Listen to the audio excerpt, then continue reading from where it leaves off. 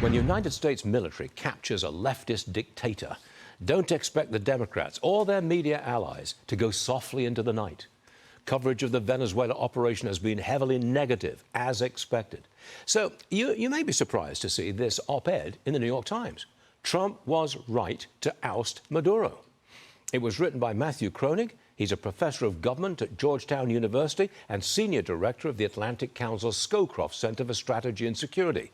Those are solid credentials.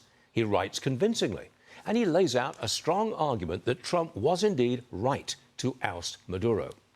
Take him out, he writes, and Venezuela has gotten rid of a dreadful tyrant. And that's a good thing. Whomsoever takes over can't be as bad. His removal provides a real opportunity for good government for the Venezuelan people. Interestingly, Kroenig draws a parallel to Bush 41's takeout of Manuel Noriega in Panama in 1989.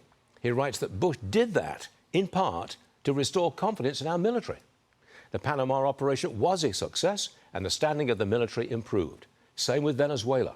The brilliance of the capture showed off a new competence of our armed forces. That's important.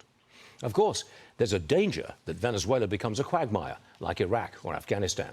But Kroenig believes Venezuela is a more sophisticated society that sits on enormous wealth. Prosperity comes easier to Caracas than Kabul or Baghdad. And finally, there is the question, it's a valid question, what would have happened if President Trump had abandoned the effort and sailed the fleet away without doing anything? That would be seen as a total failure, only to be exploited by Russia and China. But the president made his bold decision. Maduro is out, Venezuela has a shot at prosperity, and our military is looking very good indeed.